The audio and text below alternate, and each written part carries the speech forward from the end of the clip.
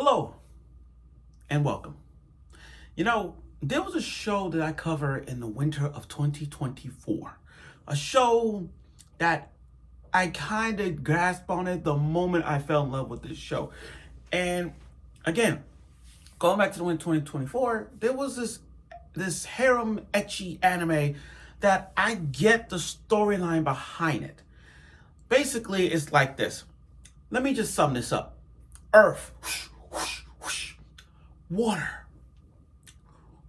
wind, fire, and light. Those are the elements that really stood out in this show. And a show that I really covered in winter 2024, if you could watch it, is called The Tales of Wedding Rings. I remember watching this show first of last year, and I did not expect this show to be that good. Yeah, it wasn't that popular in my anime list, but it was a really good show. I mean, the way how it ended last year, with a cliffhanger like that, I needed to see more. And what's interesting about this was the storyline behind it was pretty much isekai, harem ecchi anime that you would better see. Let me sum this up. And the thing is, I kind of remember this. So Sato, our beloved MC, loved this girl named Hime. Hime and Sato have this kind of relationship, and then all of a sudden she was forced to get married. It was her last day on Earth because she had to go back to her world, which Sato got isekai, and now this whole world is fate on his hand with the ring, Hime, and other girls, which, by the way, they have to go against the Abyss King. And the only way to get the Abyss King, to save the world, to defeat the Abyss King, is by gathering all rings. All 5 rings, each girl with its element of their own. Each girl got their own element, and they have to marry Sato. And again, Sato is one of many. He is one of many who I look at him and say, damn, I wish that was him. Because he's many. There's Rentaro from the 100 Girlfriends. There's Issei from High School DxD. There's Bashara from Shimano Testament. Minato from Sakire. You can name every harem anime you've watched. You can't look at this MC and you're like, damn, I wish I was him. And Sato is one of them.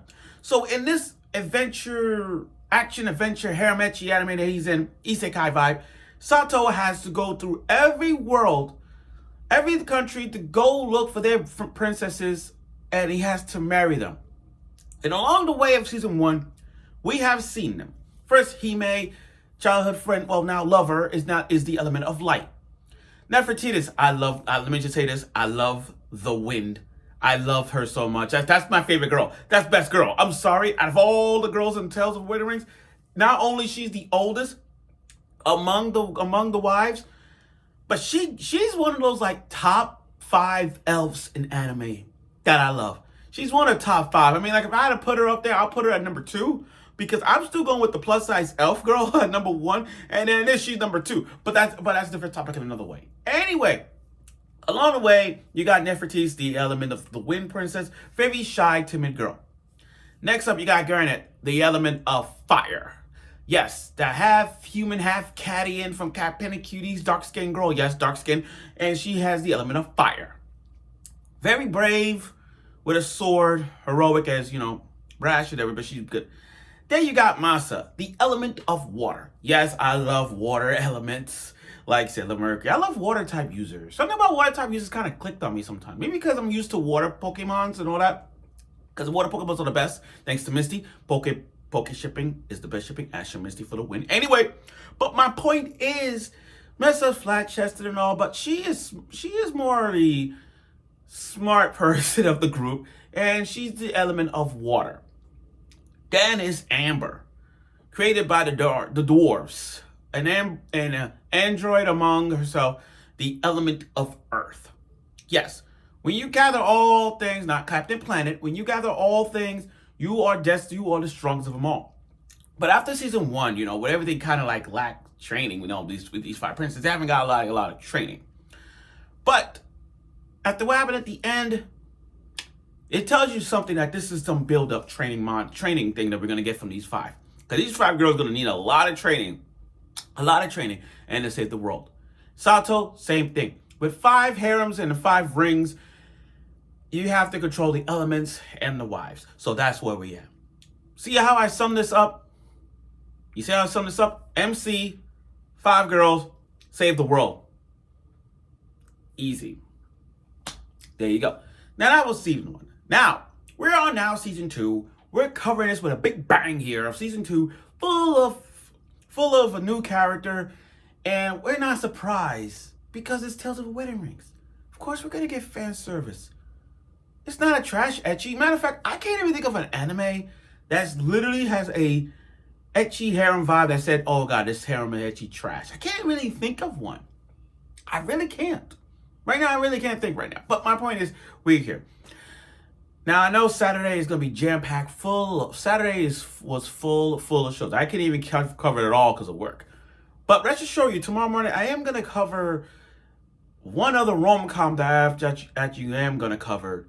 And you're going to like that one. It's about my friend's little sister can't stand me. It's not one of those things. But I'm going to cover that one. And also the Yuri anime. So I got Cinderella. So I got like maybe 5 shows to cover in the fall. That's new to me. But I want to get this out the way because this show aired 8:30 in the morning. And now it's like, what, a little after 10 p.m. at night. But this is an ecchi anime, so it's got to be at nighttime. So without further ado, let's get right to it with the Tales of Wedding Rings Season 2 premiere. Let's get it. Okay, so I don't know what time we're going to get the uncensored version. But looking at from what I've watched, I can tell right now the uncensored version is going to show all of it. First off, the girl that popped on their parents' grave is Morion. Morion is Hime's little sister, top mage specialist of her own. What a way to start the opening with showing off her panties, you know what I mean? What a way to start off the opening with showing that. And not only that, when she fell down, her butt hit the guy's face. That literally when I first saw that scene, the first thing that came to my mind is Sekirei. You guys know Sekirei? You know when Musubi fell on Minato, and the first thing he saw were her butt, her ass, and his face. So that's exactly what this is. Yeah, Morion fell, and he tried to save her. Nice guy, by the way. Literally just grabbed and just like butts in the face. Lucky guy. But this whole pacing of this season 2 is just basically trying to get these 5 get into shape for their battle. Getting ready for this training arc thing they have to go through. Now, the opening.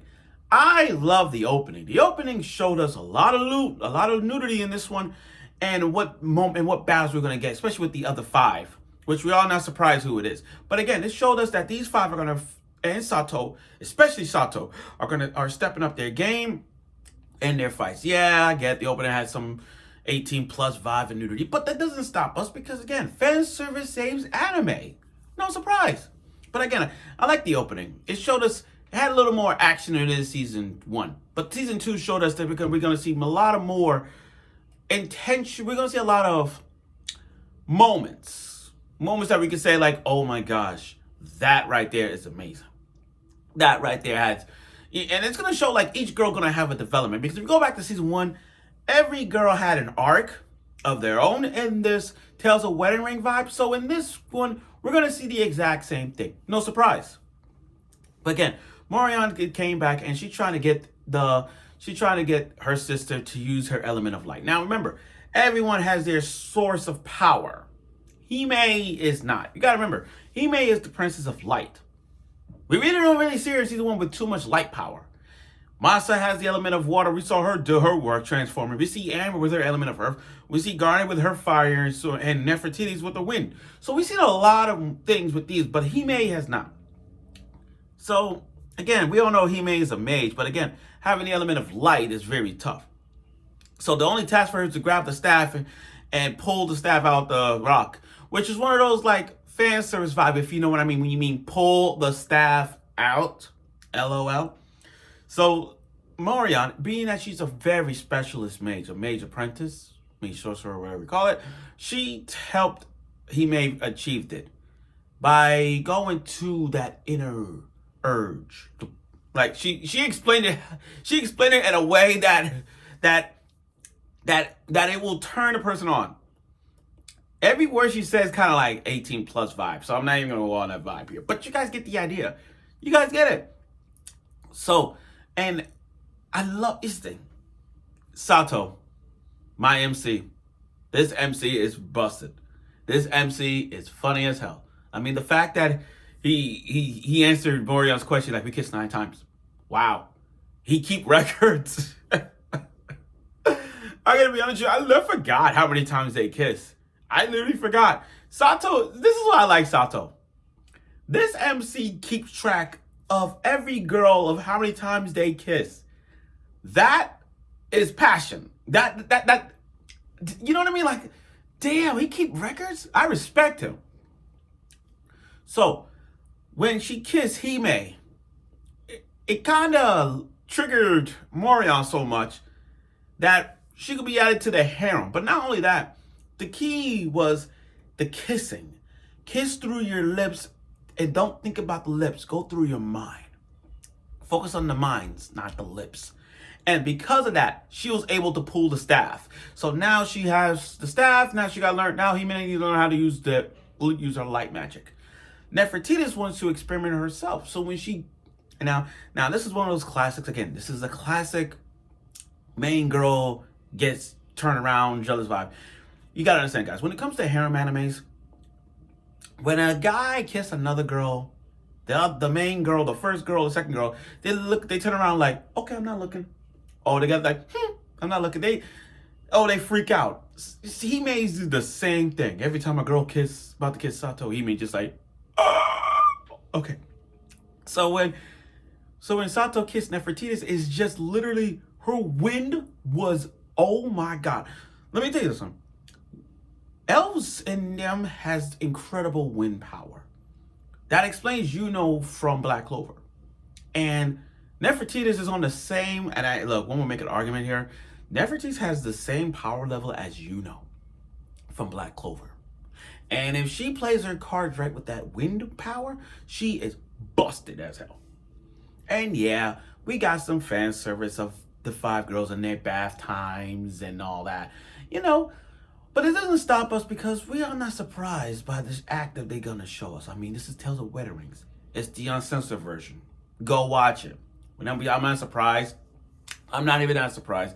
I know people already posted on X about the uncensored version of Tales of Wedding Rings, so I ain't surprised at that at all. But who can I say? But again, I'm not surprised because they bringing us back nostalgias of what Tales of Wedding Ring was. Not because of the action, but also the fan service. And like all fan service, we're bound to see that happening. Okay. So, as their pursuit of their training arc begins in this one, they have to go through every source of information, especially with the Abyss King and the knowledge that they need. They have to go to the library, they have to go to this place, all that. They have to go to all the locations just to make these 5 girls strong.